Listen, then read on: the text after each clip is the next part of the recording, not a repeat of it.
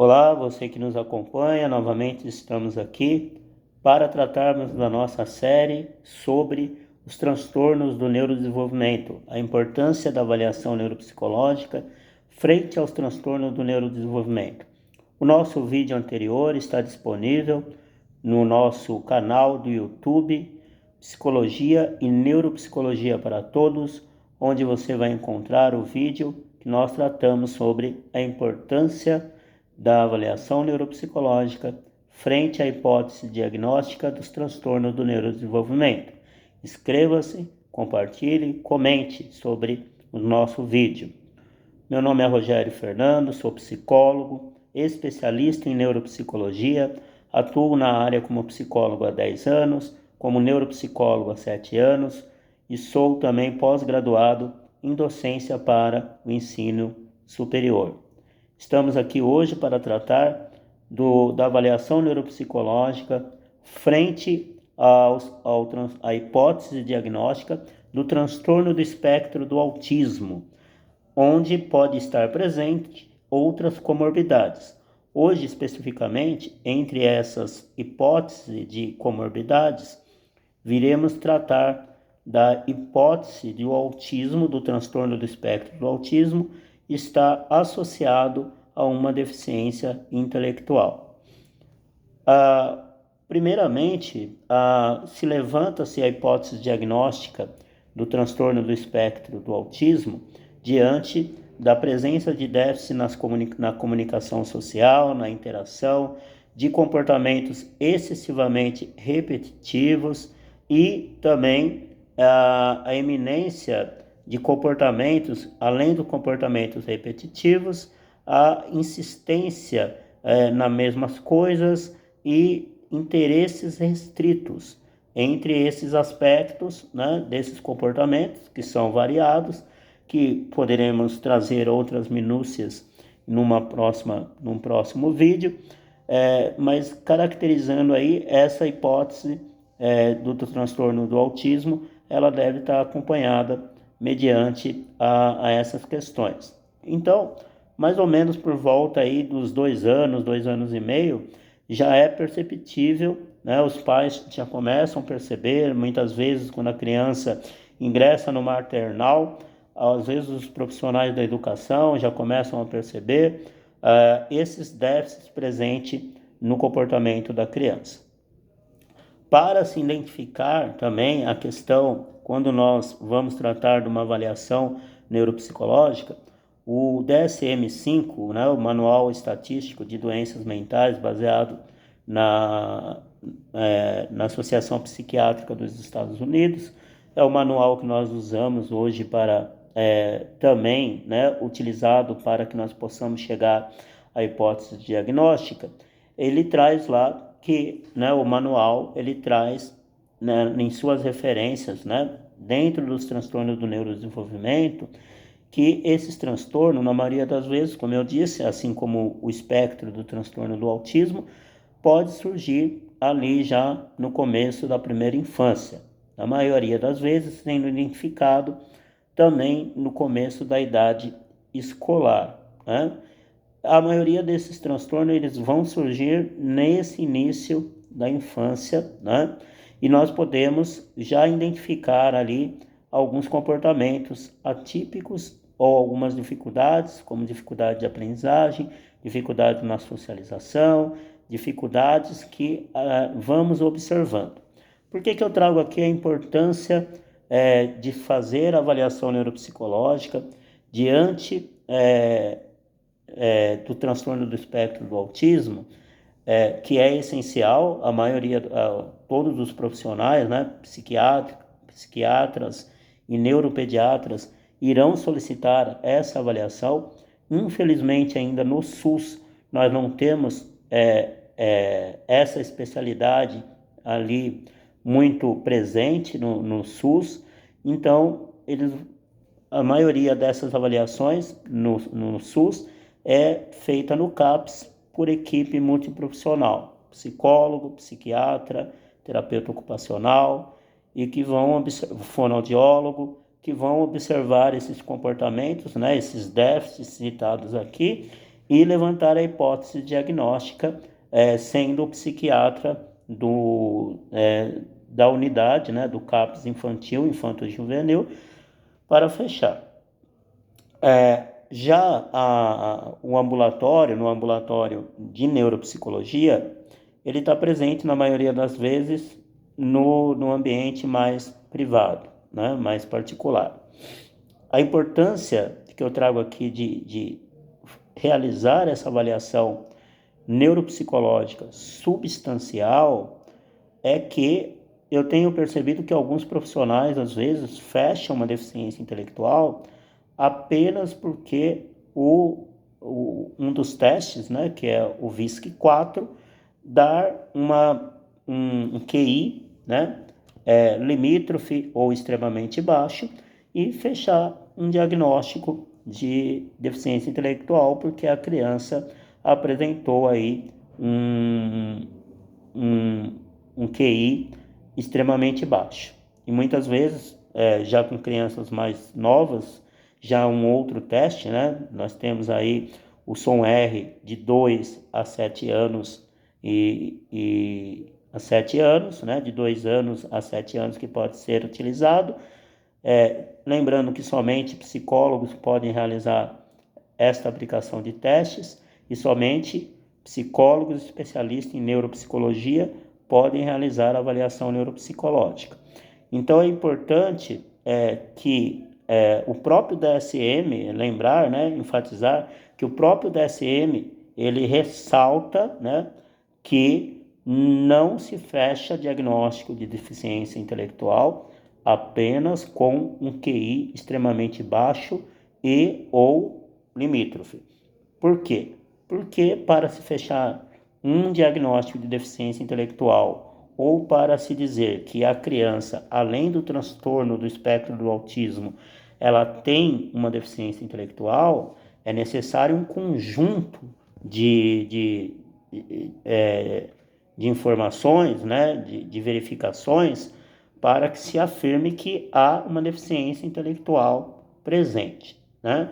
Entre elas, a criança, né, o que é a presença da deficiência intelectual é verificar a capacidade mental, a capacidade de juízo, a capacidade de aprendizado da criança, a solução de problemas e planejamento também, o pensamento abstrato desta criança, como ela se desenvolve na vida acadêmica, a aprendizagem dela por experiência ou através dos processos de ensino-aprendizagem na escola. É um conjunto de fatores que vai determinar se esta criança realmente apresenta uma deficiência intelectual. E também essas deficiências intelectuais, já naquelas crianças com mais idade, dentro de uma faixa etária aí de 6, né, 7 anos de idade, se traz algum prejuízo na interação social, nas atividades de vida diária, nas habilidades, nas questões do comportamento. Já os maiores, né, entre crianças entre 10 até os adolescentes, o prejuízo na vida acadêmica. Já num jovem mais, né, de jovem para adulto, as dificuldades além de social, acadêmica, também profissional. Isso irá caracterizar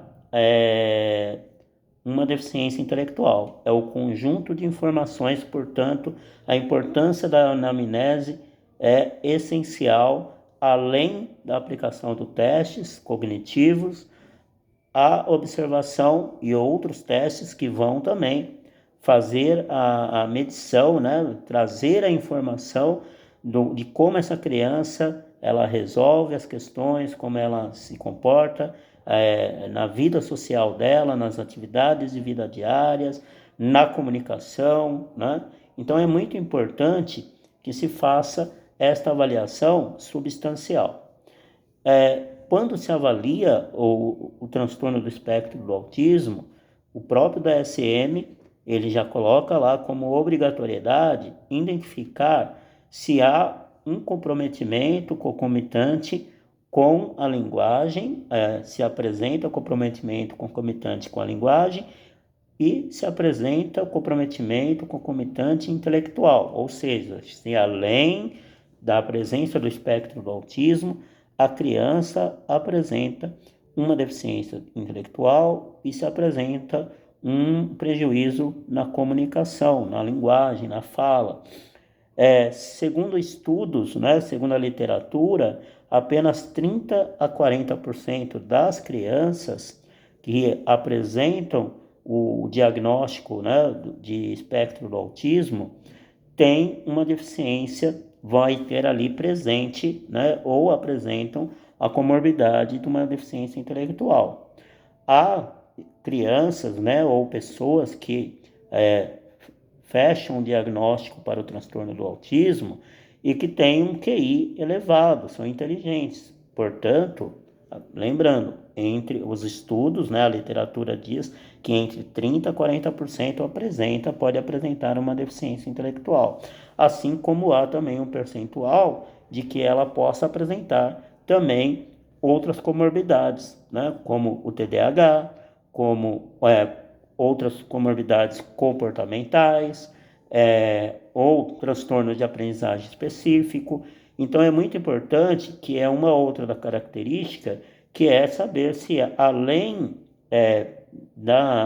do prejuízo, né, intelectual ou da linguagem, se ela apresenta algum outro, né, fator, algum outro transtorno mental ou comportamental, ou, né, algum outro transtorno que seja presente, né, um outro transtorno do neurodesenvolvimento que esteja presente, né?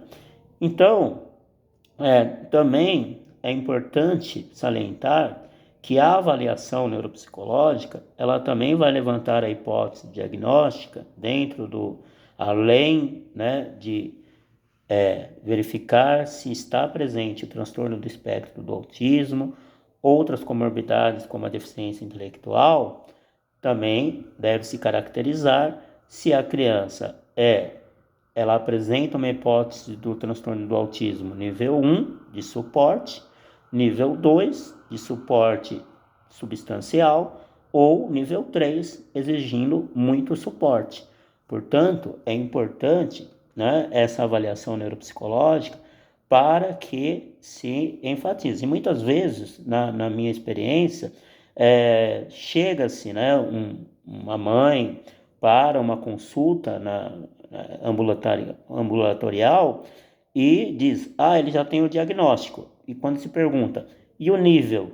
Não tem o nível, não fechou o nível, não fechou se é nível 1, se é nível 2, se é nível 3, e o que é muito importante para o processo, né, do plano terapêutico singular desta criança, para ser orientado, né, qual o caminho, qual é o suporte que essa criança vai ter. Então aqui nós queremos trazer apenas essa questão dessa importância de que o fato de um teste cognitivo apresentar indicadores, né, os indicadores, os scores lá entre um QI, por exemplo, um QI extremamente baixo ou até limítrofe, não quer dizer que esta criança apresente deficiência intelectual. Tendo esses fatores de um QI extremamente baixo, de um QI limítrofe, é necessário levantar essas outras questões relativas à capacidade mental, à capacidade de abstração, à capacidade de aprendizado, de planejamento, à capacidade de juízo, né? A aprendizagem por experiência ou a aprendizagem através da escola. Então, é bom que fiquemos atentos a essas questões, tanto nós profissionais como também os pais, para que para não tenha a possibilidade de fechar um diagnóstico dito falso positivo e até mesmo de se fechar um diagnóstico falso, né, negativo. Então é muito importante fazer essa busca, né, esse entendimento também, né, que os pais tenham esse entendimento e que, apesar também do diagnóstico, né, do transtorno do espectro do autismo, seja ele nível 1, 2 ou 3, ou do diagnóstico com alguma comorbidade, entre elas a deficiência intelectual, não se limite esta criança a nada. Ela deve receber o suporte, tanto o suporte na estimulação cognitiva, no auxílio psicológico, na terapia ocupacional, no acompanhamento com o fonoaudiólogo, para que ele possa se desenvolver e desenvolver as suas funções mentais superiores que estão presentes ali. Pode ser que algumas delas apresentam déficits de gravidade importante ou de moderado a severo, mas esta criança não pode ficar limitada, não pode ficar restrita só porque ela apresenta uma deficiência intelectual. Ela deve receber o suporte, o apoio para que ela se desenvolva da melhor forma possível. Então, nos acompanhe nas nossas redes sociais.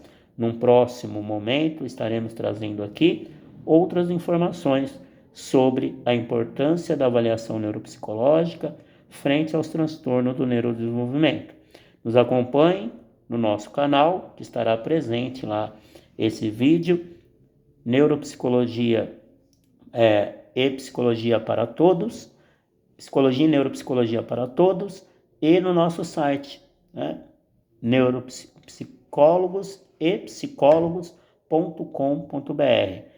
Curta, comente, se inscreva no nosso canal, compartilhe estas informações, porque alguém pode estar precisando nesse momento. Abraço e até uma próxima oportunidade.